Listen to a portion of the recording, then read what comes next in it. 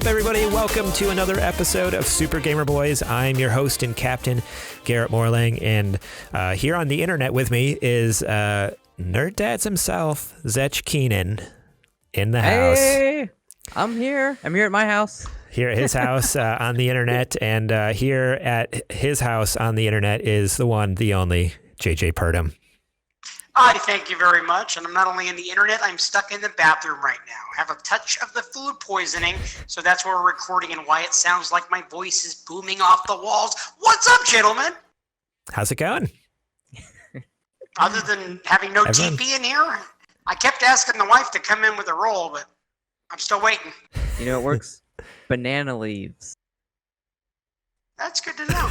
Banana That's leaves. good to know. Do you I have? imagine those Do you are pretty have some? fibrous. As a matter of fact, I do not. You just order some banana leaves online. Got I'll look boxes into that. full. You can probably get those on Amazon. Well, whenever people aren't walking away from Etsy. Amazon en masse. You get them on Etsy. Get you will Oh. craft them for you. Nice. Get those artisanal banana leaves, handcrafted. Coincidentally enough, I am actually wearing a banana leaf right now. Is it monogrammed with your initials on there? Yes, it is. How did you know? G squared. Oh man, jeez. Yeah, how's everyone's week been? Has it been pretty? I don't know, crazy, normal, boring? I know some people are locked inside, some people are still working. Like JJ and I are still out and about, but yeah. I thought I had the coronavirus over the weekend. My wife was sure that I had the coronavirus and literally forced me into a prone position, laying down and doing nothing the entire weekend. And I did get into a tad bit of trouble. I have a problem where I'm a little bit of a workaholic. I have a hard time sitting down. I like to clean. I like to, cook and everything. And at one point, I would try to get up and go and clean the kitchen or do something. And my wife was, lay back down. You can't be doing that. You're going to get pneumonia. And I'd lay down and I'd sit down on the couch and she'd say, you need to lay down all the way and put a heating pad on your back and drink this ginger lemonade garbage that you got to drink to try to build up your immunity.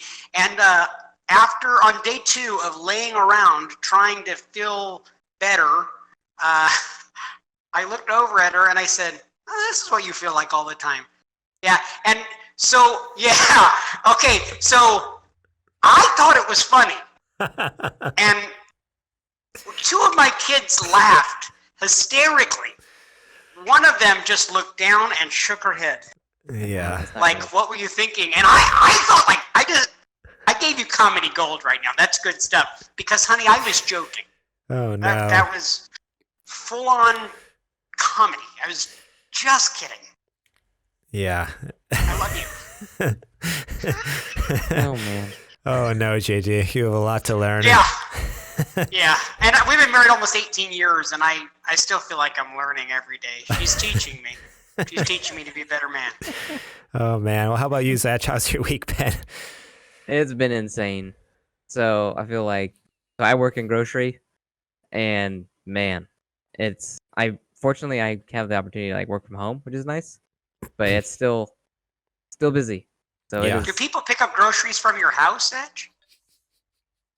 not from my house, no. Oh, okay. No. Okay. He runs the grocery store out of his garage. Yeah. That's pretty. You're like, come on in. Beans are right over there. Right over there, man. Rice on the other side. TP Nice.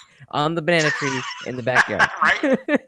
We got banana leaves. But yeah, no, it's been pretty good. I picked up Doom Eternal, which we'll talk about later. Yeah. And, it's wild. Half-Life's pretty wild. I don't know if you guys watched this. My brother Scream on the stream. Yes, that was such a good clip. I need to share that on the social media. I might do it out tonight once while I'm editing stuff. I'll post that because that was so good. That's so funny. He nearly threw my controllers on the ground. Well, he ripped the headset off and looked like he was chucking the controllers. Like he was freaked the heck out. He's like, "Get me A out!" little bit of rage quitting, huh? Oh, No, he got afraid. He's terrified, scared him to death. Something jumped at him and scared him. It was so good. Yeah, I'll put the clip on social media tonight. Yeah, so that was the highlight of my week. That's great. Nice. Cool. Yeah. Thanks for the Awesome. opportunity to let me do that. Yeah, no, thank you so much for doing that. I so wanted to do the Doom stream, last week or 2 weeks ago, and then like everything kind of went to crap in the world. And then the following week, I was going to do the VR stream. I think like in the morning, first thing in the morning, I'm like, yeah, I'm in. Let's do Half-Life Alyx. And then few hours later, I thought about it more. I talked to my wife. I'm like, that's not a great idea. Like, especially with my job. My biggest fear was exposing you to something. I'm in dozens of people's houses a day. I don't want to bring the coronavirus to you. Like, I could be a carrier and not know it. So I wanted to keep you safe. And but yeah, thank you so much for doing it. It was good stuff. I watched a little bit at the beginning for a while, and then that clip, I was like, that's so hilarious. Yeah, Seth, you've been awesome with all of your streaming you've done on our channel. We appreciate everything. You've been so busy in our Discord by getting involved. Of course, you filled in for me while I was off on sabbatical, serving a little bit of a sentence. But I'm out now, and I am so glad. We're excited to have you here because this is literally our first three-way call on the show, and so there's a lot of excitement. Why did you look like that when I said that, Garrett? That was odd. I was choking on my water. I took a sip of water and I was actually choking. Okay. Well, you kind of acted. You look like you said something dirty, and I couldn't catch it. Yeah. My virgin ears. So. Yeah. Yep. Well, this episode is brought to you by our Patreon supporters over at patreon.com/supergamerboys. This is the kind of content they support over here.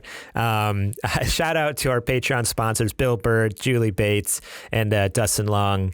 You guys are awesome. All of you supporters are awesome. And we'll talk about more about our Patreon later on in the show for you. But until then, there's a couple other pieces of housekeeping here. So I just had a little clarification. I had some people reach out through different means about the Vardigan thing last week that I was promoting, that pandemic collection where 20% of the sales go towards creatives.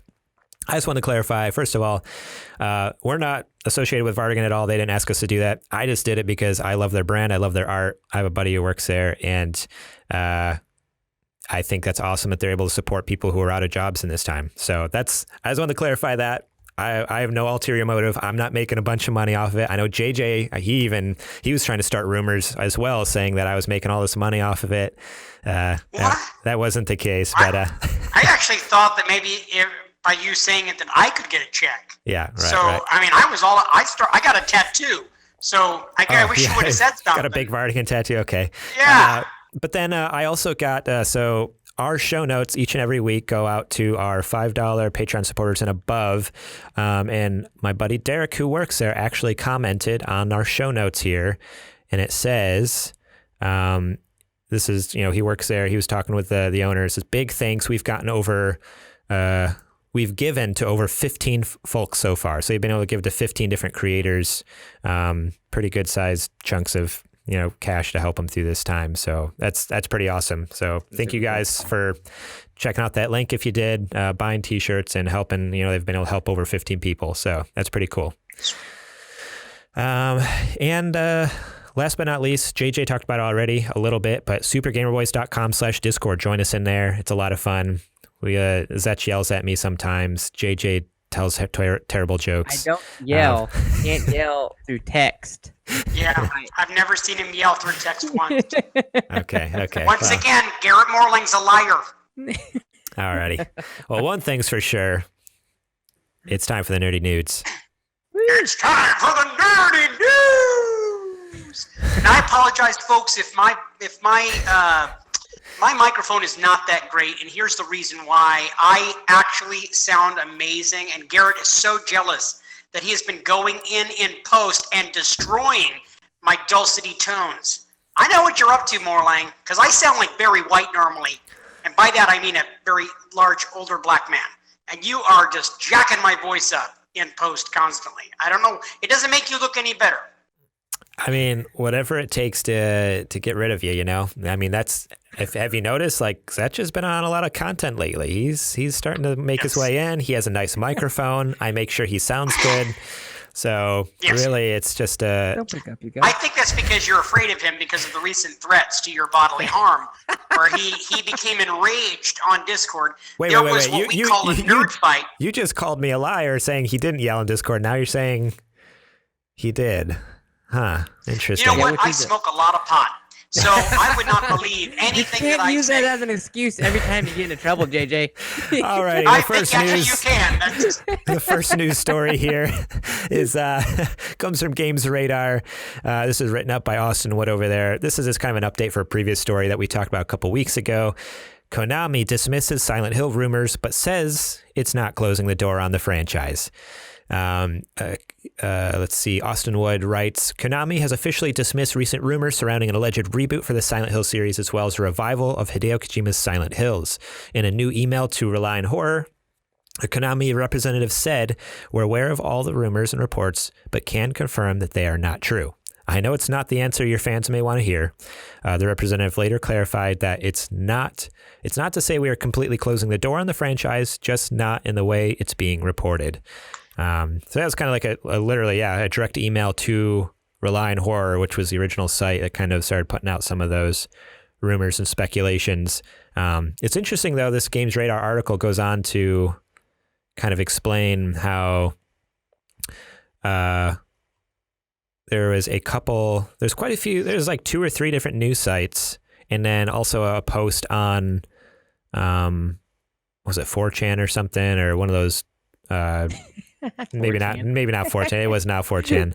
I forget what site it was, but some site, like there's at least, 3 or 4 people kind of corroborating the stories. So basically all I have to say, is Konami telling the truth, or are they just lying to us straight? Because it's interesting that all these people had quote unquote insiders, who knew what was going on, and then this PR guy comes out and it's like, no, there's nothing going on here, nothing to see here. do you know that when I saw that article, my heart sank, because I'm one of those ones who buy into every rumor, especially when the rumors that I enjoy. I wanted so desperately for PT to be the new Silent Hill and for that to happen really quickly. So I think, Zetch, it might have been you that posted that live video on Discord recently, the live action. Was that you that posted that, the live action video of PT? Yeah, I watched that like 30 times when I first found it. Completely terrifying. That thing So was good. absolutely amazing. If you guys haven't had an opportunity, go check that out, the live action version of PT on YouTube.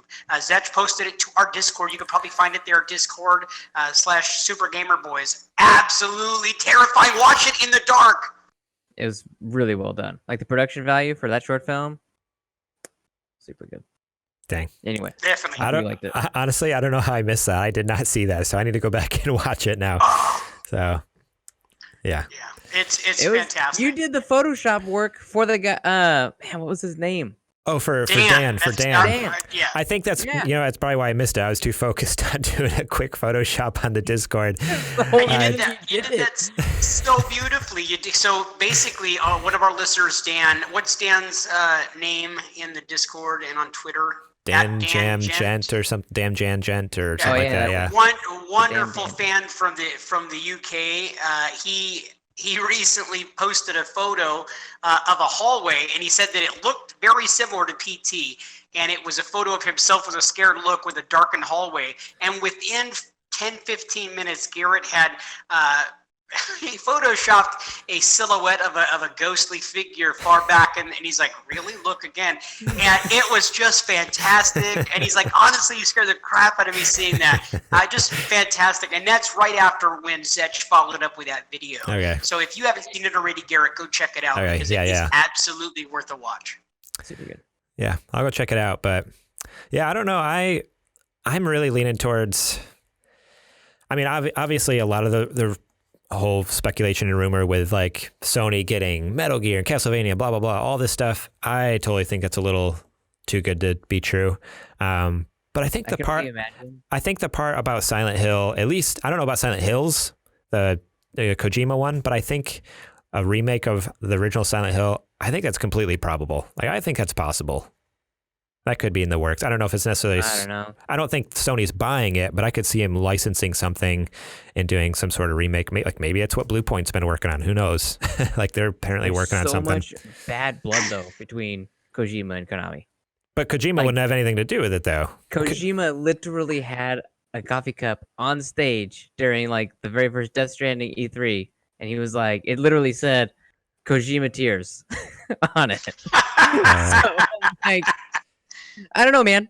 I don't know. But Kojima, I'm not saying Kojima would have any part in it though. Like it would be a Silent Hill 1 remake for like the PS1 game, and like if Blue Point had a hold of it, like I don't see, because Kojima Productions isn't owned by Sony, so I don't. Right. Who cares what Kojima thinks? Like I don't know. He's not part of Sony, and I don't know. It just seems like. Silent Hill remake could totally be possible, but Silent Hill's PT. No, I don't think that's not coming back. I think it's dead. Because I mean, I feel like there's an interview where Kojima even talked about, or someone, it's either Kojima or Norman Reedus. I think they've already talked about like they're working on, or they're planning on doing. I don't think it was Guillermo. I think Guillermo's out, but it's like Kojima or Norman Reedus, one of those two. They love working together, and there's just talks that they're already like planning on the next thing to work together in, whether it's, I don't know if Norman will actually act in it or if it's just going to be like maybe he'll help write something, who knows. But Cool. Yeah. The whole thing with PT caused me to get excited. I just found out from a nephew of mine that he had an extra PS2. So he said, hey, uncle, I'm going to give you this PS2. I said, bajoom, I'm so excited. So I actually looked on Amazon earlier today trying to figure out about getting a hold of some of the Silent Hill games, because I just got that, man, I want to get back into those games. Old or not, they are just fantastic. And they really still stand up.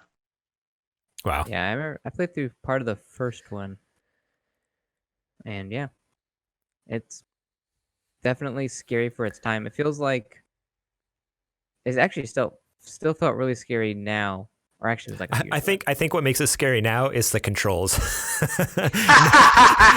having no control over your character. It's just like, oh shoot, like what's gonna happen here? Like, yeah, I think that's the most terrifying part.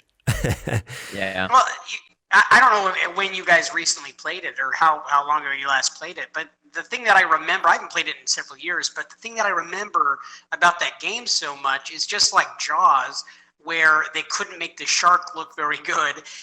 They made up for it with suspense, and that's basically what they did with the fog and everything in that game, and just made it terrifying because you can't see what the heck's going on.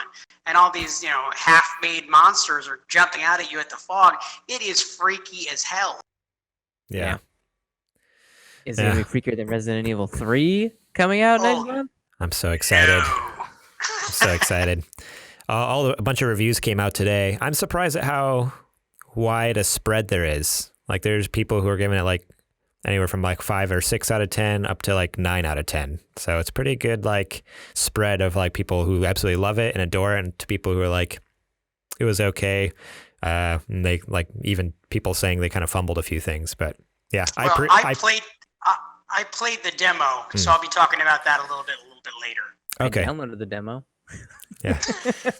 So I'm on media blackout with the demo, or with anything Resident Evil 3. I saw the demo and I'm like, nope, I pre-ordered the game. I'm going to wait and I want to play it fresh. So I haven't watched any trailers for Resident Evil 3.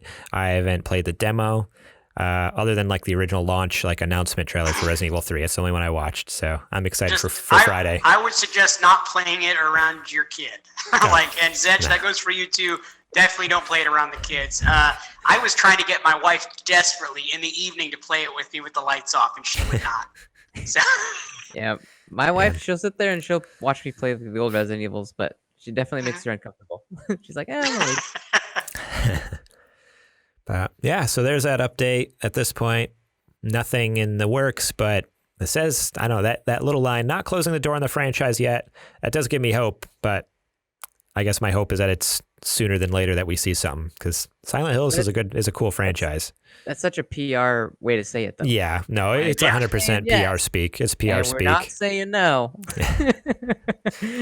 Yeah. Cool. The next news story comes from digitaltrends.com. Doom Eternal breaks series record for launch weekend sales. This comes from Cody Perez over there. Doom Eternal isn't just an excellent follow-up to 2016's Doom in terms of quality, it's also a great seller. Bethesda announced the fast-paced shooter surpassed all previous games in the series for opening weekend sales. This makes it the fastest-selling entry in the series so far and one of the most played games this past weekend.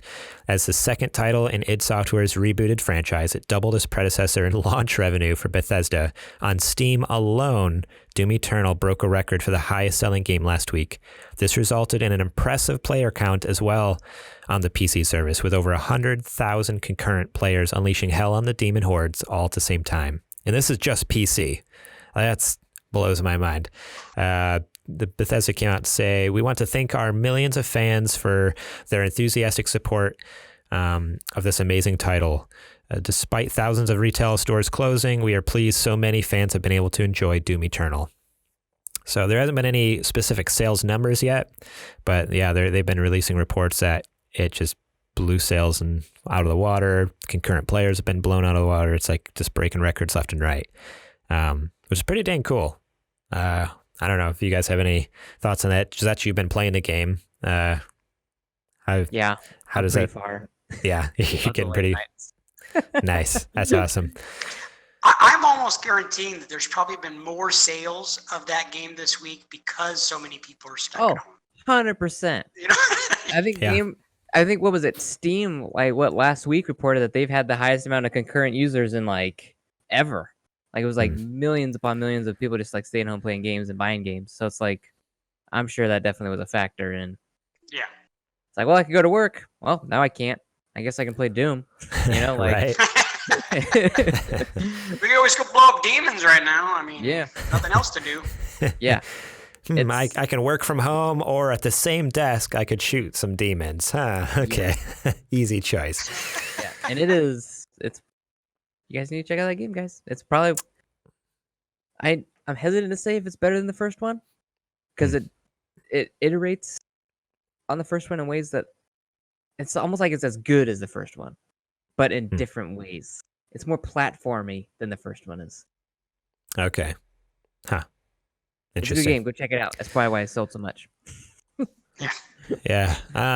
It does say, which I thought this was interesting, the Nintendo Switch version of Doom Eternal still isn't out following a delay from port developer Panic Button, which has also brought Doom to the Switch in 2016.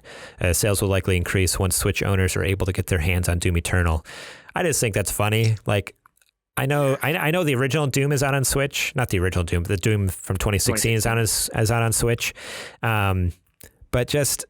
And the original Dooms. And they are all on there, huh? But just that's the point. Just to think putting this, 2020 game that thrives on smooth gameplay and running at 60 plus frames per second.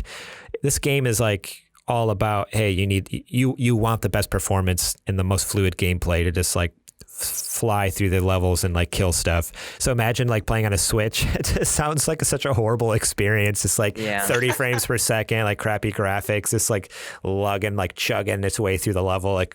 I wonder how framey it is. It's probably just horrible. This dropping in frames and stuff. And that sounds like a train wreck to me. But I don't know.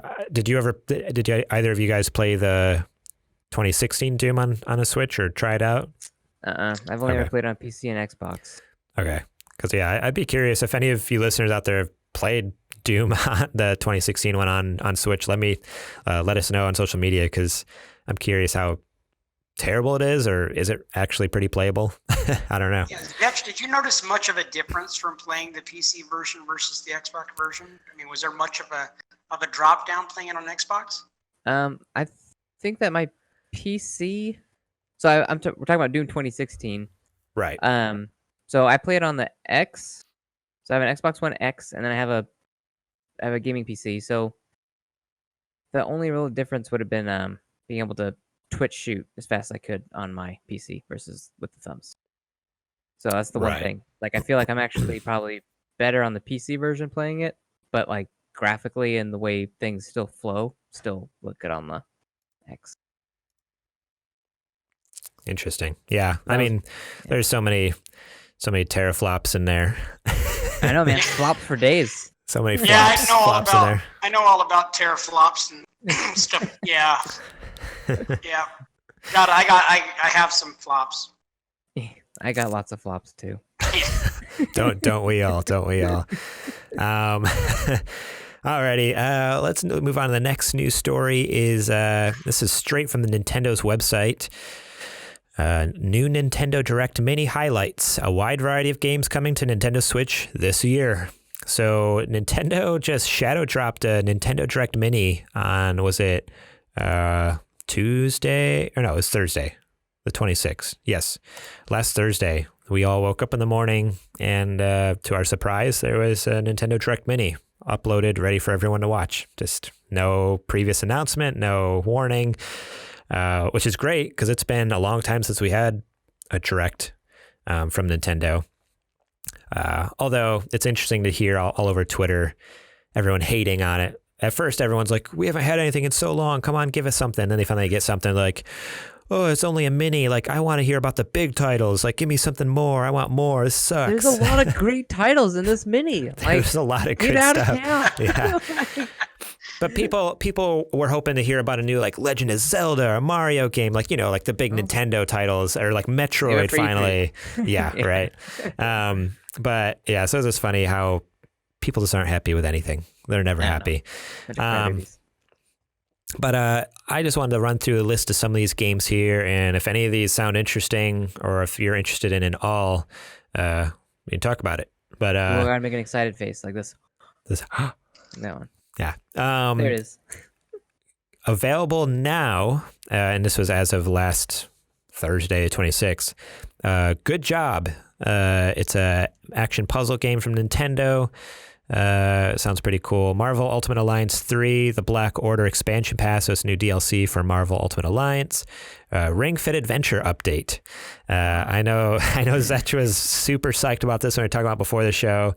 A free update is coming to Ring Fit Adventure later today. The update adds a new rhythm game mode, an option to switch to a female voice, and to change the language of the in-game voice, and more. Oh, man. So there you go. So you can now have more languages. You can have a female voice. Everything. And you said March 2020 was going to be terrible. Well, check that out, guys. It's everything you've ever wanted, Garrett. Oh, man. And the rhythm game mode is you move to the beat of a dozen music tracks from Ring Fit Adventure and a few tracks from popular Nintendo games, including Super Mario Odyssey, Splatoon 2, and The Legend of Zelda Breath of the Wild. Which, when I heard that, I'm like, so like a Dance Dance Revolution game, but you're dancing to Breath of the Wild music? No, your thighs are dancing to Breath of the Wild. I just don't understand. Like, there's not like dance music in Legend of Zelda Breath of the Wild. It's very like there's very little music. It's very sparse. Very calm. Yeah, and then when it is music, it's very calm and like cinematic. So I don't know. So apparently your thighs can dance to that. Guess we gotta play it. Find out. I guess we gotta stream us playing Ring Fit Adventure. Guess we gotta get some Ring Fit Adventure. Oh boy. I'm not allowed to have Thigh Master in my house anymore since the last time that I was videotaped doing it. Apparently, it looks pretty obscene and graphic when I do it for some reason. Squeezing my thighs together, a la Suzanne Summers. I don't know if you guys know who that is. I know she's the mom in Step by Step. That's true. And she used to be super hot on Three's Company when I was growing up. Oh yeah, she was on that too. Yeah. I don't know who you're talking about because I'm old. Yeah, I'm not. She was I'm already not a old, grandma so when you were born. But Yeah. Okay. Well, next on the list, Shinsekai Into the Depths, Panzer Dragoon remake, Star Wars Jedi Knight Jedi Academy. I was actually super excited about this only because this was like one of my favorite games on PC when I was a kid. I had on my computer. My computer barely ran it, and I played the crap out of it. I loved it so much. So I'm honestly like, if it's like a decent price, I might pick it up just for like the nostalgia factor of it. And apparently, which platform did that come out on? This is all Switch Xbox. stuff. Oh, okay. Xbox. No, this is all Switch. Back in the day. It was Yeah, like 10 years ago, 15 years ago. the OG Xbox.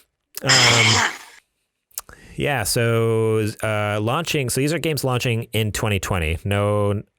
Well, some of them do have specific release dates, and we'll go over those. So Xenoblade Chronicles Definitive Edition.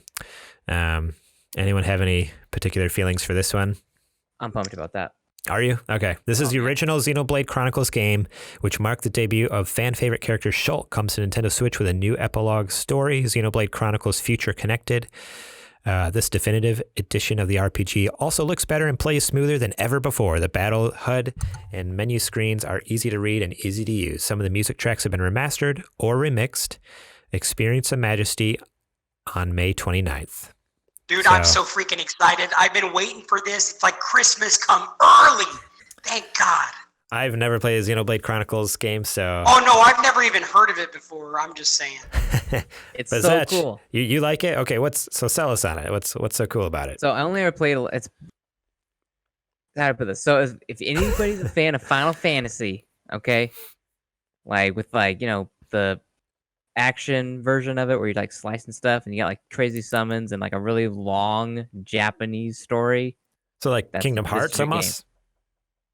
Or more like Final Fantasy 15 or like the new 7 remake. Yeah. More like 15.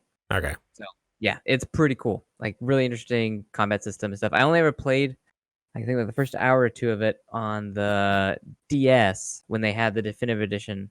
Was it definitive? No, it was just regular Xenoblade Chronicles. They ported it from the Wii U to the 3DS. I played it on the 3DS for a little bit. I game flight it. And it's awesome. It's really fun. I really wanted to pick up the second one, but I wanted to play the first one.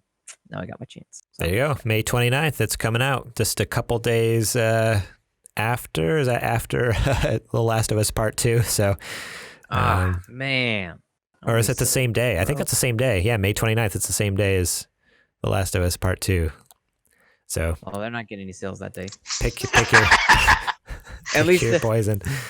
At least for the people that own like a PlayStation and a Switch anyway. If you just own a Switch, doesn't matter. Man. So next, launching in 2020, Animal Crossing New Horizons has a new update coming. I'm excited for this. Between April 1st and April 12th, residents of the island can participate in Bunny Day to find eggs hidden by Bunny Visitor Zipper and craft special items with them.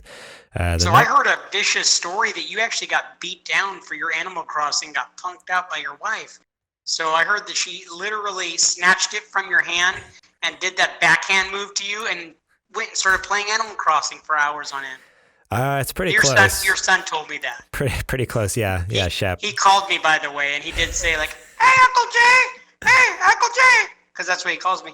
And he's like, hey, my dad just got bitch slapped by my mom, and she's been playing Animal Crossing for hours.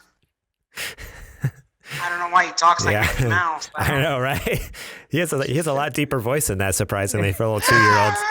You'd be surprised. Why he talks like that. Oh man, no. So I did. It was Friday night. That's why I missed a lot of Zetch's stream. Unfortunately, fortunately, honestly, because not that I wanted to miss your stream, but when my wife was like, "Hey, like I want to learn how to play Animal Crossing," I'm like, I'm not passing this opportunity up. Like, this is an opportunity of a lifetime. Like, she wants to play a video game. I'm going to teach her. I got you. Man. What I heard was you grabbed her by the hand and said, I've been waiting for this moment. I've been waiting for this in the 5 years of marriage. Maybe we've been married for 5 years, right? I don't even know. Maybe 6 years. Oh, shoot. I should know this. But yeah, I was so stoked. But yeah, I taught. Yeah, dang it. It's recorded for everyone in the world to hear. But no, it was so much fun teaching her how to play. The one thing I'll talk about later in what you plan. I won't talk about it now. Between April 1st and April 12th, they're doing Bunny Day events, which is basically their version of Easter. There's going to be eggs hidden. There's special things you can craft. And then they also said that there's another free update coming in late April, which is adding an Earth Day event. So there's going to be more. So which is kind of cool. I'm excited for Animal Crossing. They're just going to keep... and this is my first Animal Crossing I've never played, but throughout the year, they just keep having new events and new stuff to keep drawing you back in and collect all this stupid, pointless stuff. I don't know. I'm excited. I'm stoked. I'm having so much stinking fun with the game. Pokemon Sword Expansion Pass and Pokemon Shield Expansion Pass. Does that tickle anyone's fancy there? I'm not really. Pokemon. I love the Pokemon. I was really worried for a second that it was going to be something that was going to cost me money. My son Lee found out about Pokemon Go 1 week ago. And so I was sharing with Garrett offline. Yeah. Terrible timing. That It has been causing me so much ruckus and grief as I get home and barely walk in the door, and he's like, Dad, we need to walk down to the church right now. We got a Pokemon fight right now. There's a battle going on. And I'm like, wait, there's nobody there, son. Like, can Dad please go and go to the bathroom? And he's like, no, there's no time. And so we're doing a lot of that walking to the stops and doing Pokemon stuff. And he's come to me so many times for those stupid microtransactions. Dad, I need $1. Dad, can I charge $1 to your account? I'm like, wait, what? Why? What for? For Pokeballs, Dad. I need Pokeballs. So he's driving me bat crap crazy right now. I've already fallen for it a couple times. And he got one day, and then he came to me later and was like, Dad, I really need to buy. And I'm like, you already got $1 earlier for your Pokeballs. Stop it, And so he pushed and he's like, Dad, I'll do anything. So pretty soon he's cleaning the house and stuff. So I bought the damn Pokeballs. The house was clean. Man, you just. And honestly, child labor laws don't make me go to jail or anything. And he worked for hours for a couple of bucks. It was awesome. Pokeballs. Capitalism right there. Capitalism. Absolutely. It's the American way. Yeah. You want something, you got to earn it. Even if it is invisible and digital. Non-tangible, and it'll never do anything for you, yeah. Jeez. Bravely Default 2. In this follow-up to the original Bravely Default, 4 new heroes of light embark on a grand and glorious mission guided by the elemental crystals. I have no... Final Fantasy. Have you ever played the original? Bravely Default? No, I never even heard of Bravely Default until the first direct a few months back when they talked about it. So I loved the idea of Bravely Default when it first came out. It came out, I was like, sweet. This is going to be the Final Fantasy game that I've been waiting for. Just like a top-down, old-school, like Final Fantasy VI style. No. I hated the combat system in that game. Oh, it drove me nuts. It's like you got to like either decide to attack. You can attack like 4 times in one turn. It's like turn-based. Or you decide to like defend. So default. Ah, interesting. And so, like, if you don't, like, you have to spend a lot of time just figuring out the combat system in that game, and I didn't have time to do it. I was like, I just want to hit A, hack at something, and then wait for my turn to hack at something again. I don't want to. Right. Anyway, I know there's a lot of people out there that really like it. It's got a lot of reviews, but I'm not. Yeah, interesting. We'll see. Well, I think the most interesting thing too is I don't know anything about the series, but from other people I've heard that technically this is the 3rd Bravely Default game. There was Bravely Default. Then, like, I forget what the second one was called, but it had, like, some other random name, and then this is actually the 3rd one. So people are like, people are confused, like, why are you calling it 2? It's technically the 3rd, like, in this series, which I think is just funny. But I'll never understand the Japanese naming system, like how they name different things. It's just so crazy. Yeah. Let's see. A wealth of 2K games are coming to Nintendo Switch on May 29th. XCOM 2 collection. It comes with XCOM 2, 4 DLC packs, and the War of the Chosen expansion. The Borderlands Legendary collection. It comes with Borderlands 1, 2, and the pre-sequel. And then the BioShock Remastered series is coming as well. It comes with BioShock 1, 2, and Infinite. They're coming separate and in one collection. So I'm actually super excited for that, just because I love those games. I own those games like 3 times on 3 different consoles, but BioShock is so good. Borderlands is so good. It's like, oh man, I probably won't ever buy it on the Switch, but at the same time, if it's ever like on sale for like $10 or $15 or something, oh man, that's good. That's a steal. Like, it's such a good collection to have that on the go. I'm excited for that. It'd be fun to play split screen with my wife, I think, just the Borderlands ones. But oh yeah, I also have it on Xbox, so it's like kind of a waste. I don't know, like. Right. Yeah. If you already have it on something else, it's more like to have it on the go. It'd be handy. But yeah. Anyway. Super Smash Ultimate, Super Smash Brothers Ultimate. They announced that the new fighter is going to be from ARMS, but we won't know which character it is until later in June. So basically, they said, "Hey, there's a new character coming. It's from ARMS." But that's all we can tell you until June. So thanks for that, Nintendo. That's helpful. Aren't all the characters in ARMS like the same? Basically, yeah. Clubhouse Games 51 Worldwide Classics is a game that's coming. Burnout Paradise Remastered. Fuser, King's Bounty 2, Ninjala, Catherine Fullbody, and Star Wars Episode 1 Racer, which was a Nintendo 64 game. It is the same one. I thought yeah, so. it's the Oh same my one. gosh, I'm so excited about that. So I never played the first one. I had Star Wars Racer Revenge on PS2, which was based off Episode 2, like the Episode 2 characters, and I loved Racer Revenge. So I'm like, oh, okay, if this is man. the original one, I'm actually kind of excited. N64, I played the crap out of that game, man. Yeah. I played it for hours. I'm curious if they'll remaster it a little bit, like if they'll actually like up-res the graphics a little bit, or if it's just going to be a straight N64 port. I hope it needs to be cleaned up. The graphics on that game sucked. Like, it needs to be cleaned up. Yeah, jeez. But yeah. So yeah, that's a whole big old list of stuff coming. Even though it's a mini direct, like it was jam packed. There's a lot of stuff in there. It's pretty impressive. So if you want to know more, go check out the direct, watch some of those trailers. But there's quite a bit I was excited about. I don't know, even if they're just. Can I add a footnote? Yeah. Elder Scrolls Blades is also coming. Which okay, yeah. When they said that. That was announced to come out. That was announced in 2018 at E3 that it was going to be coming out on Switch in, was it fall of 2018 or spring of 2019? That was supposed to come out like forever ago. So when I saw that, I think it does say that here, huh? Yeah. Actually, no, I'm not seeing it now. Right here. It's supposed to. It says Elder Scrolls Blades, spring of 2020. It's like. That was supposed to come out like a year and a half ago. I can't believe it's still not out. I thought it came out because it's out on phones already. You can play it on phones. But it's like, what? That was supposed to come out on Switch like a year and a half ago. What the heck is Bethesda doing over there? The Wastelanders DLC or update for Fallout 76 also was supposed to come out like a year ago, like last spring. And it's now not coming out until later this year. Like it's supposed to come out, I think, this month or next month, and it got delayed again. Yeah, it was supposed to come out in September. I watched that one. The rest of Your mic is super quiet and cutting out there. I don't know what's going on. Can you hear me now? There you are. Here's that. Wait. Can you move the microphone closer to your mouth? There you go. Now talk. Okay, how about now? That's better. Okay. I don't want to be looking like I'm filleting it or anything, but You sound fine. Okay. I think. Yeah, you sound all right. For some reason, it just got really quiet.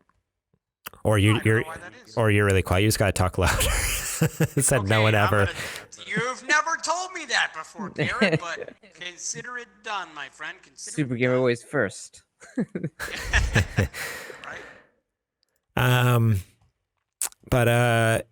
Let's move on to the last news story here. So there's no indication of PS5 or Xbox Series X delays, says GameStop CEO. This is written up by Joe Screbbles over at IGN. So there's been a couple other articles and PR stuff that have come out from specifically PlayStation and specifically Xbox about this, saying like, hey, nothing's getting delayed, like everything's on track. But I thought it was interesting that the GameStop CEO felt like he had to chime in as well on this conversation. But yeah, so GameStop CEO George Sherman says there is currently no indication of any impact on the product launch or delivery date of either PlayStation 5 or Xbox Series X. In an earnings conference call, Sherman discussed the current effects of the COVID-19 outbreak of the game's retailer while explaining that the situation remains fluid. He specifically brought up the potential effects on next-gen consoles. As for the impact on the new supply chain and manufacturing for the new consoles, Sherman explained, we will continue to work with the console makers as the launch approaches. But as of now, we have no indication of any impact on the product launch or delivery date, which is expected in time for holiday 2020.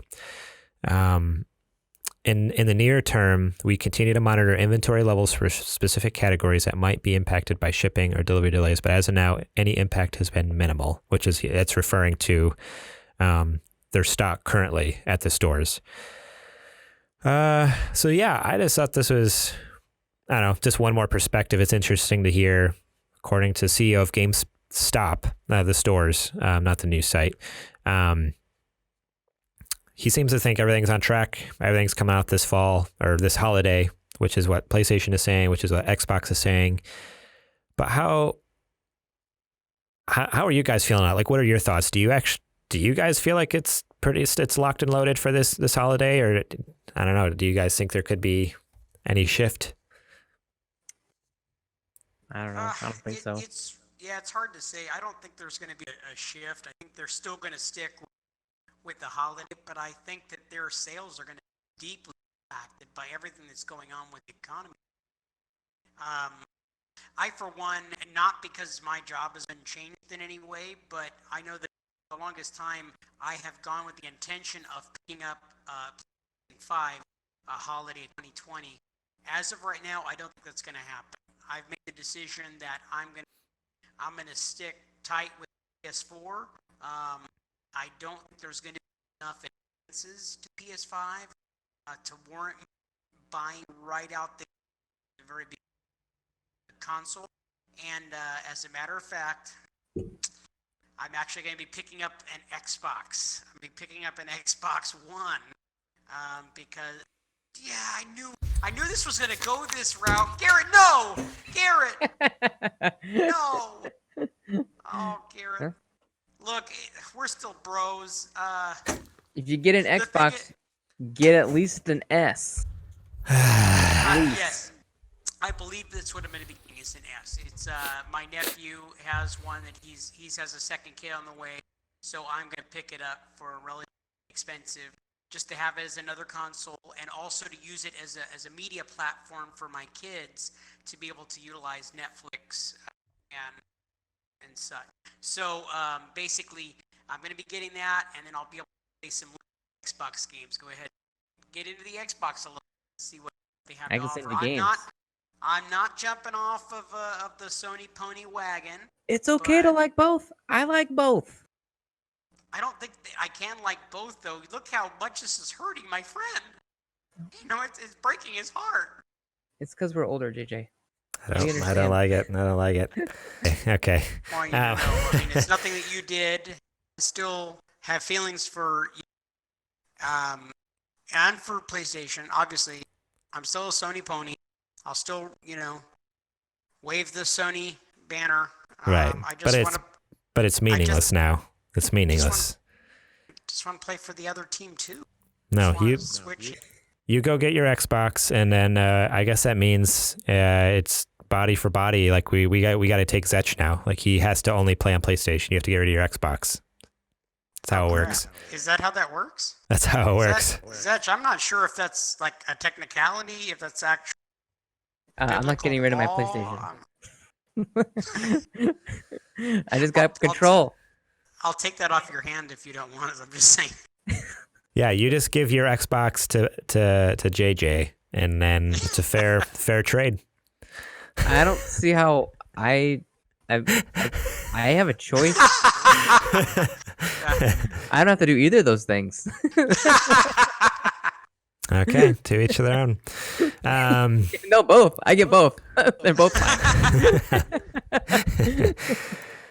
But what do you think of this, Zetch? Do you think there's any chance that these get delayed, or do you think what they're saying is pretty certain? I think it's too early to tell. And I think GameStop in the situation they're in, they kind of got to get in the spotlight somehow. So it's a pretty right, yeah. Especially after all the crap last week with how they're treating their employees and everything. We're essential. We're essential. If you're sick, too bad. Keep working. Slave driver.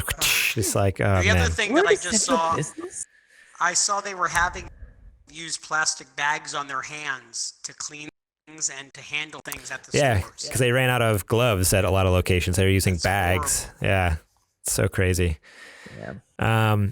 So as much as I want to believe that the consoles don't get delayed and that we get it this holiday, because that would be fun, that'd be awesome. I also, my biggest thought, and I've heard this from a couple other places, like a couple articles I've read and podcasts I've listened to, the speculation that's like, well, the consoles might be on track, but what happens when games aren't ready at launch because people are working from home? Granted, a lot of stuff can be done from home, but okay, like sound design. If you don't have a recording studio in your house, how are you going to do sound design stuff? If you don't have a mocap recording studio in your house, how are you going to do like motion capture, like last minute motion capture stuff? Like games will have to be put on hold to a certain extent. Like, our hope is that most of the games that are coming out for PS5 are hopefully almost done in development, or they're getting close to if they're coming out the end of this year. But what happens if they're not and they have to be put on hold? Does Xbox and PlayStation 5 just still release their consoles with like no game? Like what happens? I was what was it? A couple days ago, there was rumors going around that Halo Infinite was delayed. And obviously they turned out to not be true, but that kind of got me thinking like, oh, okay, if Halo Infinite, which is the tentpole game for Xbox Series X coming out, it's supposed to be launch day title from what we understand. It said release date holiday 2020, same as the Xbox Series X. If that gets delayed, what's the point of releasing Xbox Series X? Like, I mean, I know there's going to be other games out, but that's such a huge game to just like be, sorry, it's not here. It'll be here in 4 months. Like, oh man, like I don't know, like I could see them delaying a console over something like that. Like, sorry, our tentpole game's not going to be ready, because you want to come out swinging. Like that's I don't know. I feel like if you can't come out swinging, like, what are you doing? Like I don't know. Well, I bet that a lot of. Oh, go ahead. No, I was just going to say that my impression, my thought process is that the Xbox has already said they're not going to have much of launch titles coming out, and I think a lot of the stuff that's currently being played on the One X is going to look fantastic and is going to be tremendously upgraded to the X series. Say that one more time. Yeah, you cut out at the last little bit there. Oh, I just think that that the games that came out on the One X and regular Xbox One are going to look phenomenal on the X series. True. Yeah, no, they are. But when you launch a console, you want to have new games. Like if there's no new games, who cares about the new console? I'll stick with my PS4 or my Xbox One. Like who gives a crap? But my statement is that Xbox has already said they're not going to be coming out with a lot of No. Xbox launch titles. They didn't say that they weren't going to have launch titles. They said they weren't going to have Xbox Series X specific title, like games only for Series X. They just said any launch title is going to be available on everything. Yeah, so they'll have exclusives to Xbox, but it'll be playable on everything. That's what they've said. So what like you're saying is that Xbox is going to have launch titles because those things are still going to launch. They're going to launch with Xbox One X. But that's what I'm saying. If those games are currently in development and they get delayed, then technically, do they delay the launch of the console in order to keep them launch titles? Makes sense. Like, I don't know. At this point, no games have been delayed, so we have nothing to worry about. I think at least Xbox is on track. PlayStation, who knows? They're not talking. They're holding their cards to us. Before we close it up, too, one I thought I had was that like the launch titles for like Xbox and PlayStation, if you guys look back, neither platform really had that great of a launch lineup. Like PlayStation definitely had a better launch lineup. I mean, Xbox only had like Peggle 2 and Rise. Yeah. But I mean, like for the most part, none of the really good games came out for like a few months later. Like Bloodborne didn't come out until for like a few months later. You had Axiom Verge, which is an indie game that came out a few months later. Both of those games were like super powerhouse games that are like game changing, really big deals. So I see Xbox what you did there. Xbox didn't have any of those titles, so it led to its slow. Decline at the beginning of the launch, but it came back up later. You know what I'm saying? That hurt him to say that. You know that. I know. You were searching so hard for another word to say, and when you said decline, I was like, yes, thank you. It wasn't really like decline. It was more like a step backward. It was like a misstep. Okay. That's what it was. We're gonna call it a misstep. That- They didn't have any really good games. So the point is like they could totally launch these consoles in the holidays. And as long as I'm sure they have some games that are going to be completed. Some of the indie games are going to come out that don't require any of those big budget blockbuster things to do, and they're still going to be fun to do. Peggle 2 is a fun game. I love that game. Yeah, it's a good game. So I mean, you're still going to have titles like that that are going to come out. Yeah. No, I guess We can you're sit here and right. armchair quarterback this thing for days, but yeah, I don't know. What were some of the main titles that were at launch for the PS4? Because again, I came in late. Okay, PS4 launch games. There was. You got Killzone Shadowfall, Flower, Knack, Resogun, Sound Shapes, Escape Plan, and Flow, and those are all the first-party games. You also had Assassin's Creed Black Flag, which is already out on the 360 or the PlayStation 3. A lot of third-party games were ported over, like Injustice: Gods Among Us, Just Dance. Yeah, really the big quote unquote tentpole game that was like a Sony exclusive was I would say Killzone Shadowfall was like supposed to be, because it's by Guerrilla Games, the people who like did Horizon Zero Dawn, made this Killzone game that kind of like fell flat a little bit. Like, not to say it was a bad game, but it definitely wasn't like It was a launch title game. Yeah. And what I was looking for right now was for you to give me a title that I was going to say, oh yeah, that's a game that I've played that I resonate with. And you're making my point. And I saw none of that. So and again, okay. I'm agreeing with what Zech said. But the difference I'm making here is they didn't say that we were getting a Halo Infinite at the Xbox One launch. They're saying we're getting a Halo Infinite, though, at the launch of the Series X. So that, I guess I'm not saying, I'm trying to think how, I feel like I'm not explaining it well. I just feel like they've said that the launches were going to coincide. Like, that's kind of what they were talking. Like, it was going to be a launch game. So if that launch game gets delayed, do they just hold fast with the release of the console or not? Or do they just like, sorry, we said that, but we actually lied? I don't know. That's all I'm saying is like they've seemed kind of adamant that that's going to be the launch title and like the tentpole game from their.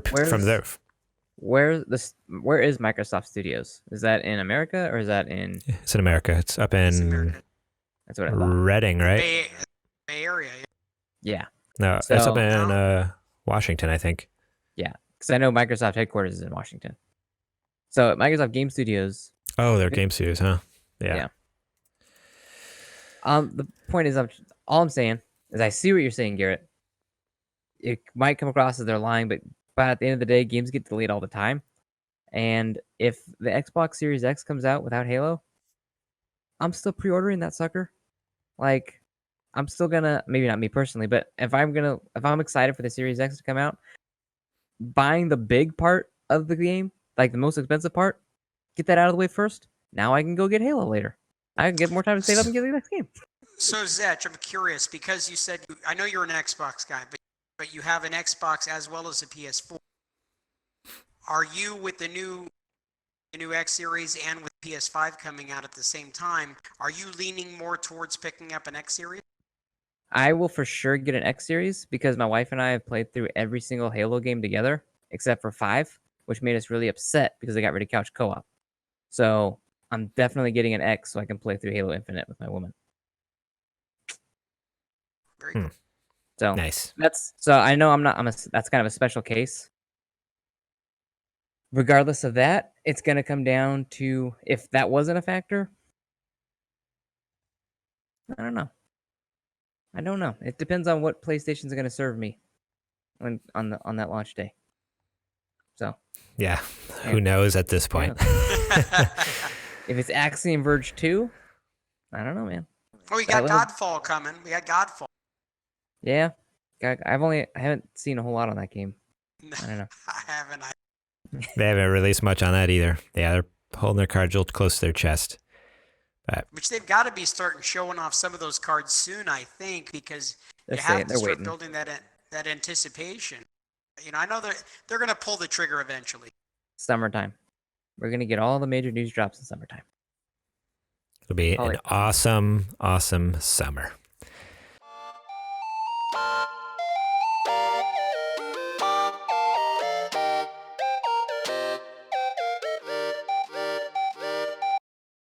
This episode is brought to you by our Patreon supporters over at patreon.com/supergamerboys. If you didn't know, we are supported over there in part. That helps keeps the lights on, the mics on, keeps JJ's meth addiction fed. And it changes lives. We actually have a Patreon supporter here on the show tonight to tell you exactly how his life has changed. Yes. Ever since I became a Patreon supporter, I've been happier. I've just been thinking about games more. I don't know if that's because I'm happier or if that's just because I always think about games, but it's great. You heard Support it from the horse's mouth. Because he supports us on Patreon, women look at him differently. Yeah. He's just become a sex symbol in the area that he lives. And now there's many memes that are being started all over the internet. With the mighty Zech Keenan, all because of his Patreon support. And you too can be a meme. You too can be epically seen online. And mostly he's a Patreon supporter because we do If have. I can support, if I can support you guys through Patreon, you can support them through Patreon too. I promise. That's right. For just $1 a month, you can get in there and get the episodes, the audio episodes early and ad free. Which is pretty awesome. And then at the higher tiers, $5 or up, you get to get the show notes early. $10 and up, you become a sponsor. You get a shout on the show. $15. For a while we had a producer. We haven't had one for a while, but you can pitch segments. You can help run whole segments of the show if you want to. You can tell us what to do. Tell JJ what socks to wear. Whatever you want to do. $20 a month, you can have quarts of our blood. We'll send it to you.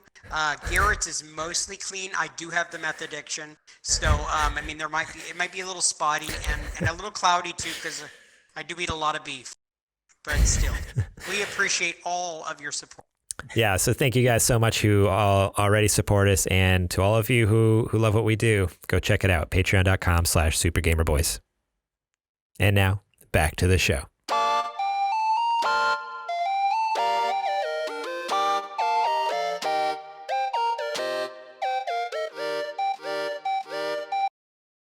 Alrighty, let's get into some new releases here.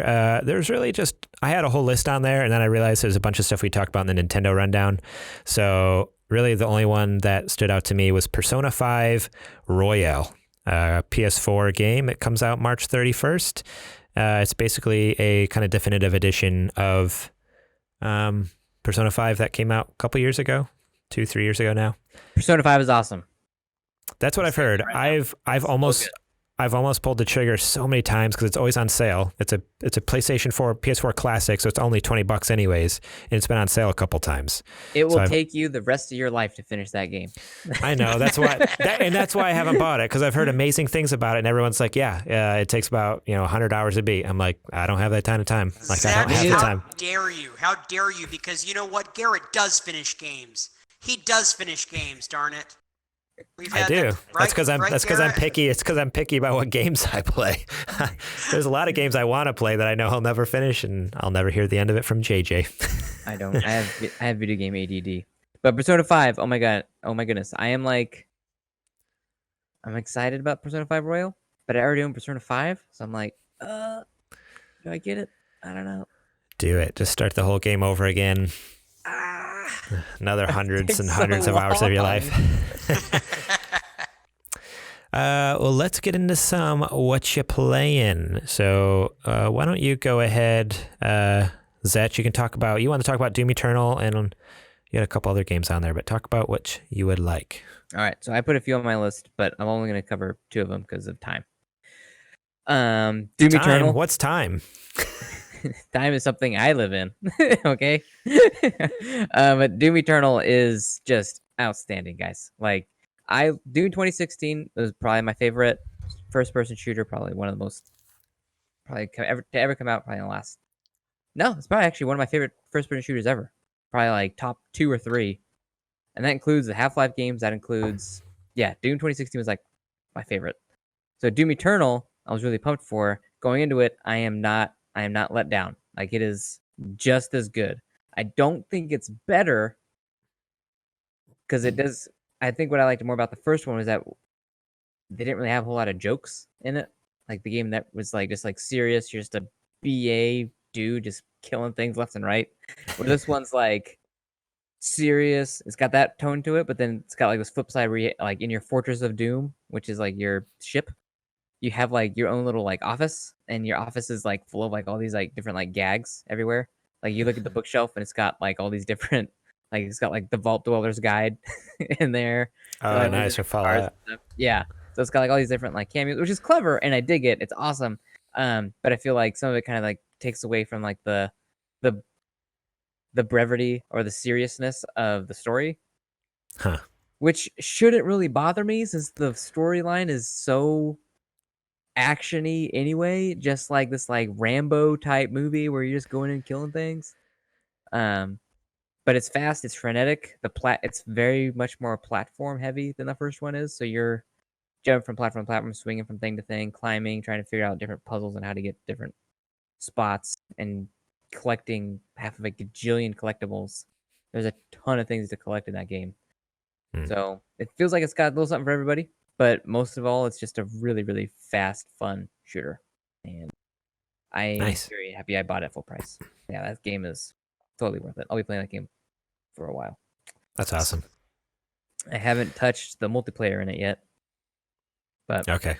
yeah, it's like an asymmetrical shooter where you have like one person plays the Slayer and then like 3 or 4 of the people play as demons, and then they kind of That's kind of cool. yeah. So, and they're like not like the imps. They're like the bigger demons that you'd play as or you'd find in the game. So pretty cool, pretty fun, pretty fun twist. So man, yeah, I can't. I wish you guys could get it so we can talk about how awesome it is. There's just Well, we'll have too to many. we'll have to do a stream soon. That is some. We will. Hopefully, when we can come out of our homes. We can Yeah, do right. that. The other game obviously has been Half-Life Alyx, which you guys saw me stream. So I won't really talk about it too much. If you want to see how I feel about that game, just go watch the stream. The game I really want to touch on is actually Ori and the Will of the Wisps. Ooh, nice. This is an Xbox exclusive, Xbox and PC, and it is one of the most beautiful pieces of art to ever be created. So I don't know if you ever played the first Ori or even seen any gameplay of the first Ori. It's all this like watercolory type art. Or no, you're not even watercolor. It's very vibrant, very lifelike, and like the storyline is basically you're like this little spirit that you get blown from your home basically, and then this crazy evil thing kills your home, and you play this little sprite trying to save them, and you get power ups and you go through. And it's very Metroidvania. This one I've been playing it with the kids. My kids loved watching me play the first one. And this one is like my kids are like, "Oh man, Ori is so cool. He's so small, but he's so brave." And like You're like awesome. like me. we're like yeah, exactly. But it's great watching I think what I'm mostly enjoying playing that game is watching my kids just enjoy the story, like they really get enthralled in it. And the puzzles in it and the bosses in it. That game gets a 10 out of 10 it's seriously a contender for my game of the year right now. That game is really, really fun. Really, really good. Dang. Awesome. That's awesome. Anyway, those Cool. are yeah. Nice. How about you, JJ? Did you get to play anything? I did, as a matter of fact, because I was exiled to the couch for a couple of days. My wife was gracious enough to give me some game time on the couch, and I got to play a bit of BioShock. It's so fantastic. I realize that it's an old, Wait, which one? the original one, part 1.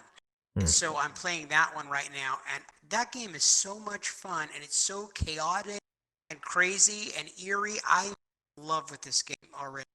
Wait. And yes. Did you ever? This is your first time playing it? Yes, I've never played Oh, it. I wish I could be you so bad right now. Really? It's Oh, so it's Oh good. man, the dude, first it's time been through that game. so great. It has been so great, and I'm blown away. I love the puzzles.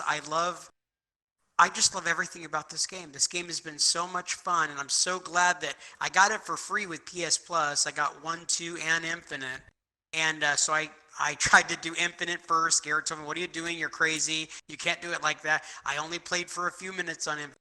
I jumped over to part 1, and I have been loving everything about the game. It's just been fantastic. Leads me to that I bet it's going to only just get better and better. JJ, first of all, it doesn't get better and better and better. Part 1 is definitely the best one. Oh, okay. But if there's anything you do in your life, you have to finish that game. Okay. Have you heard how it ends? No, not at all. Not at all. Stay And away I from do- spoilers then. Stay away I from will spoilers, not go yeah. to spoilers, but I'm looking forward to eventually say I beat. I've also got an opportunity. I downloaded just like Zetch, but then I played it Resident Evil 3, the demo. And the reason that I did that is because I knew that Garrett was going to be getting the game, and he has maintained radio blackness right now because he doesn't want to have any kind of spoil. So we already knew that they were taking the basic layout and game plan of how Resident Evil 2 Remake was done. And it's essentially the same gameplay.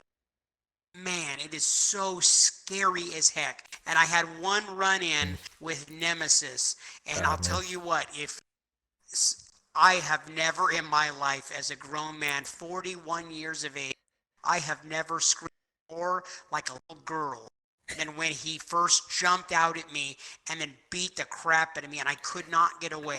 I tried, and I honest to God, raised everybody up in my house by screaming, blood-curdling scream, because I didn't see it. And, oh, man, the zombies just keep coming and coming and coming, and that game is going to be amazing. Garrett, I look forward to hearing you able to say, I played it, I can't play it anymore. JJ, please take this game from me. Take this burden from my hand. I can't do it. I'm too much of a little girl. I cannot handle the game. You know what I mean? Well, I'm excited. It comes out this Friday, so I'm really hoping Amazon fulfills my order and I get the pre-order on time and it's not delayed because, man, it looks so amazing. Just all I've seen is the reveal trailer that they did on the PlayStation State of Play. I haven't watched any other trailers. I haven't played the demo. I'm staying completely like blackout on it because I want to go in totally fresh. I've never really done that with too many games. And it's like, I love the Resident Evil 2 so much. I want to go into this one fresh because I've never played the original either. I didn't play Resident Evil 3 on PS1. So it'll be interesting this Friday. Hopefully I'll be able to jump in. I haven't played any of those either. Wow. See, I did play the original, the first 3 games. I never played 4 in any, but I played the first 3 games when they first came out. And so to see how much different they are now and the updated, it's absolutely big jump. It's fantastic. That'd be cool. That's awesome. That'd be super cool. Cool. So what exactly have you been playing this week, Garrett? I have a couple games on there. I had a movie too. So just real quick, I'll say, if you haven't seen 1917, everyone needs to go watch it. That movie blew my mind the other night. That deserved all the awards it got and should have gotten a lot more. It's incredible. Yep. This is the World War I, right? Yep. Okay. So my favorite thing about it is, I mean, it's an amazing story, but then it's also just beautifully shot. And it blew my mind the entire time. I was just paying attention to the cinematography and the lighting. And yeah, the thing that blew my mind the most was the whole movie is one take. The camera never cuts. It actually does cut. They just made it cut. It cuts once. It makes narrative sense, like for what's going on. Like, so there's one cut, but it's like, okay, like something happens. Well, and it's like, they legitimately had to cut it. Like when he's walking in like the tunnel, there's a cut there. They just shot it to look like it was all one cut. No. Oh yeah, no. I totally understand it. There's probably 100 cuts. Like there's no way they filmed that whole thing. Most of it was one one though. You're not wrong. Right. Yeah, there's no way they filmed that in 2 hours and then they were just like, well, we're done here. Like I'm sure that it's took essentially like God of War was, where it's a continuous shot. Yeah, right. So it's one. Yeah. It's edited to look like one continuous shot. There are a lot of long form film like the way it's filmed, but it's edited to look like the camera never cuts except for one part, or it's like makes narrative sense for it to happen. And it's like, holy crap! It blew my mind when I was watching that, and I kept waiting. I was watching. I'm like, I'm gonna catch it. I'm like, man, they're doing a good job, like with hiding it with the seams and stuff like that. But anyways, on to the games I've been playing. I've been playing a crap ton more Animal Crossing. I think I talked about it last week. That I was playing and loving it. I realized I never talked about my island at all, though. So the name of my island, I know everyone's been clamoring to know. I named my island Flavor Town. Nice. And yes, my character does in fact look exactly like Guy Fieri. I have the flame button-up shirt. I have the bleach blonde hair. I have the big sport sunglasses on.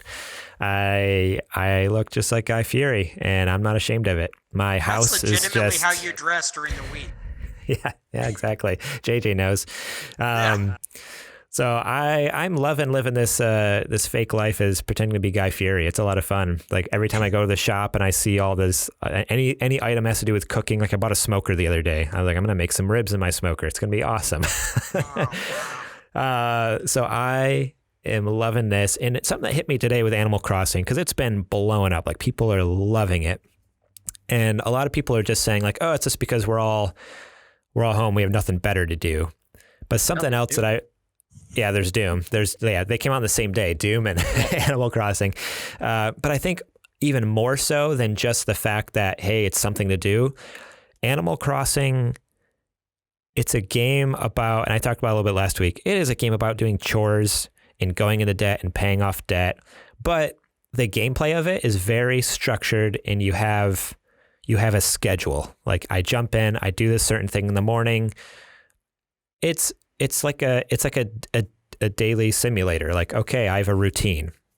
And I think right now, like with people being home and working from home, that's the biggest thing I've seen on social media is people losing those routines, and it's throwing people off. So I feel like this is almost like lethargic to play because cathartic, not lethargic. There we go. This is cathartic. Glad I caught myself there. I'm like, that's not right. This is cathartic to play because people right now, they're home and their lives are turned upside down, and it's not their normal day to day. And this is a way to have that structure in their lives again, have that schedule, even if it's a digital life. And I think that's what's so comforting to people playing this game. I think this came out at in a non, coronavirus timeline, a better timeline, let's say, than the dark one that we're in. I think people would have loved it, but not as much as they're loving it right now because it's, really scratching that itch for people need structure in their lives and they just don't have it. So I don't know. I'm loving it. I can't get enough of it. My wife is playing it now. She's loving it. It was so much fun teaching her because she's not a gamer at all. I've tried to teach her things, and she even said the other night, she's like, I cannot do first person shooters, like anything with analog sticks, like anything like that. It just throws her off. It freaks her out. But this top down, just moving a little character around, chopping some trees, catching bugs. She's like, I can do that. She loves fishing. She keeps jumping in and fishing. It's great. Garrett, wasn't this the same game that you said that you had to go and ask your wife permission? If I marry somebody in this game and have a couple of... That's Stardew Valley. That was Stardew Valley. That was a different one. It's like a more complicated version of Animal Crossing, but yeah, very similar. Yeah. Let's see. And then the second game I played was Twin Breaker. So this is a game by I should have had this pulled up. Didn't you mention this last week? This is the one by Colin, right? Yes. So I mentioned that I played a little bit of it, but I was too exhausted to get into it. So I played more of it. I jumped back in. I'm like, okay, now that I have my senses and I can think a little more clearly, I jumped into Twin Breaker and I played about an hour and a half of it. Sorry, I'm frantically searching for an email here that seems to have disappeared. This game is a brick breaker game, similar to Arkanoid, or there's a game back on the Game Boy. What was it called, like Alleyway or something like that? I don't know. I feel like I remember having a game back on the Game Boy just your basic brick breaker with like the paddles at the bottom, there's bricks up top, you bounce a ball. Pretty straightforward. So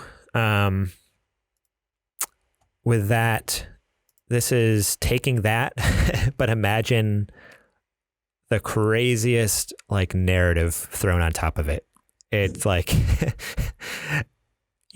I know it sounds crazy, and it is crazy, but this game literally takes your basic, brick breaker game and blows it out of the water with like this crazy deep narrative with all this stuff going to like geopolitical climate on Earth and like expanding out across the galaxies and colonizing different planets and stars, and not stars, but like planets, and going to different galaxies and all this crazy stuff. Like it's so bizarre. It's so, if you've listened to any of Colin Moriarty's stuff and know him at all, it's like, okay, yeah, this is super Colin. Like this is him. Like it makes sense. But so the gameplay, there's about 40 levels in total from what I've heard. I've played almost 30 of them, I think. So the game begins, and how the reason it's unique from a regular brick breaker game is instead of just one paddle at the bottom, it's two, and you control each one with each of your analog sticks. So your left stick controls the left one, right one controls the right one. You get about about 10 or 15 levels in. I forget exactly, but yeah, 10 or 15. Then it goes to like a Pong style where there's one on the left side, one on the right side, and you actually have to like work together to keep it in the thing. So, because otherwise it'll bounce out. So you're playing Pong against yourself, and all the bricks are in the middle. You're trying to break them. Then you hit level 20. And this is where it broke my brain. Like, I didn't get actually, no, I might only be at like level 22 or 23 now that I think about it. Because level 20, they introduced this new mechanic where there are 4 paddles on the screen. There's 2 on the bottom, 2 on each, or 1 on each side. And the analog sticks, if you go up and down on the left, it controls the left and right. Like basically that's what it is. Like left, right, up, down. You're using all directions, all sides of the map. That breaks your brain so badly. Like I could not make sense of it one way or another. Like a ball is flying this way and I'm like, oh, I need to move this one, I think. No, wrong one. This one. Like it is 100% like pat your head, rub your stomach kind of thing. It's like, it's impossible. Like for me, the only reason I beat the couple levels I did is because I got super lucky where I got like an upgrade, because you get like upgrades that fall from blocks and stuff. I got a couple upgrades that just like won me the level. But it was not one out of gameplay, that's for sure. But so it is difficult as heck, especially in those later levels. But it honestly was a blast. I've really been enjoying it. It's a fun little like graphic style too. It's kind of like a, I don't know, like maybe like 16-bit-ish kind of thing. It reminds me of like an old like, honestly reminds me of like a Sega Genesis almost type graphic style. And there's a bunch of other game modes. There's like a boss rush mode. There's a Pong mode where I don't know if it's multiplayer, but there is like where you can do that. High score modes. So there's a bunch of different modes, but as far as the story goes, it's a blast. I've been enjoying it. I actually highly recommend it. It's only $10 and it's cross-play. So it's on PS4 and PlayStation Vita. So you buy it once, you have it on both. Nice. So $10, I recommend it. I highly recommend it. It's been a blast. And even just for the crazy story, like it's just so fun because I miss Colin so much. I still listen to his podcast once in a while. He has Sacred Symbols as his podcast, but yeah, I don't listen to him enough, and it really just inspired me. I need to go listen to more of his stuff, I think, because I miss him and just his personality. So yeah, that's what I've been playing. Cool. Well, we are let me look at the record time. So the record time's a little off because it says 1 hour and 30 minutes already, but I know we talked for quite a while it was recording beforehand. So I think it's actually less than that. We usually go for about 120, 130. So we're going to do a question of the show here, just real quick. Throw your answers out there, and then we'll be done. Question of the show. This comes from Tobin Dalton. Here's a question of the show if you need. If there was a company willing to pay you to quit your job to learn any esports game to train in and go pro, what game would you want to go pro in? So right off the bat, we actually have a listener. Again, Derek Peterson Sports is over on Patreon. He commented and put Hunt Showdown, baby. So that is a game we play together. We love. It's so much fun. I don't think there's a very big competitive scene in Hunt Showdown, but that would be pretty awesome. But yeah, what are some of your guys' answers? You have any thoughts? What would you want to go pro in, JJ? I could not imagine going pro in anything but WWE's 2K games. So I would say I would be going full on pro wrestling. I'd be going for the WWE 2K games, and I think I could be pro in that. I'm really good at the smash and grab, Okay. That's my move. Okay. That's my move, not only in the ring, but it's Oh, also no. my move in the bedroom. That's right. The smash and grab. Sometimes in the bathroom when kids are, Okay. What about you, Zach? I would have to say Beat Saber on VR. Oh, dang. That's crazy. Yeah, that'd be the. That'd be insane. If it's a game that I think I could go pro at, it'd be Beat Saber. If it's a game that I wish I could go pro at, it'd be StarCraft 2. Okay. I'm there not you good go. at StarCraft, but I wish I was good because that'd be Right. fun. I love StarCraft. I mean, if someone was paying you to practice for like 8 or 9 hours a day, I'm sure you'd get pretty good pretty quick. Yeah. My wife, that's like her favorite game is the StarCraft games. So she got me into that, and she's good. She beats me. So That's awesome. it's fun. Nice. For me, honestly, I mean, so this is only just because it's the new thing, but heck, Call of Duty Warzone has been just dominating my life. I've played so much with my buddy Derek here. Just last night I was playing with Sterling, a buddy of mine, also supports us on Patreon, and then Zech, I played with you and your brother, I think it Yeah, was. that's right. Like a week or so ago, we played quick couple rounds, and I freaking love that game. I mainly love Plunder. Like, I love that game mode. It's just so hectic because you die and you don't have to worry about, like, in Battle Royale, you're dead. Plunder, you just come back and you just keep coming back and wreaking havoc, and it's so much fun. And I'm getting really good. Like, I usually am not great at first person shooters, but Call of Duty, I've been freaking killing it. That's cool. I've been really surprising myself. So I think I would go pro in that. That's my call would be Call of Duty Warzone, and specifically if I could Plunder, that'd be great. That'd be fun. Cool. Alrighty, guys. Well, thank you so much for listening this week. If you loved what we did here or any of our previous work, and want to support us, you want to help us buy games to talk about on the show, rent movies to talk about, get new equipment to bring you cool and better entertainment here. Or higher quality entertainment. I don't know if it's going to get much better. I mean, JJ, there's just only so much work, you can do on him, but only so much money can pay for. Can it get better? It's pretty good already, guys. I mean, okay. Yeah. But at least I can at least guarantee better quality. I don't know if I can guarantee better, jokes, but patreon.com/supergamerboys, support us over there. Just $1 a month gets you the episodes early, ad free. supergamerboys.com/store. You can go over there and buy some sweet merch. We have t-shirts. Heck, you can get like a cool little sticker like this one here. We have some fun stuff. Go check that out. Rate and review us. That is extremely helpful. All the reviews you can get. Go over to your iTunes, Apple Podcast, wherever you listen to your podcasts, and do whatever type of review they do there, because that helps people find us, and that's what every podcast wants. That's what we really want, is more people to find us and be a part of our community.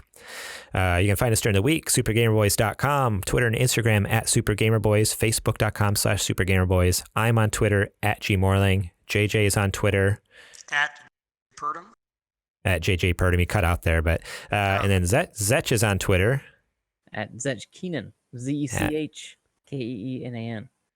There you go. You All right.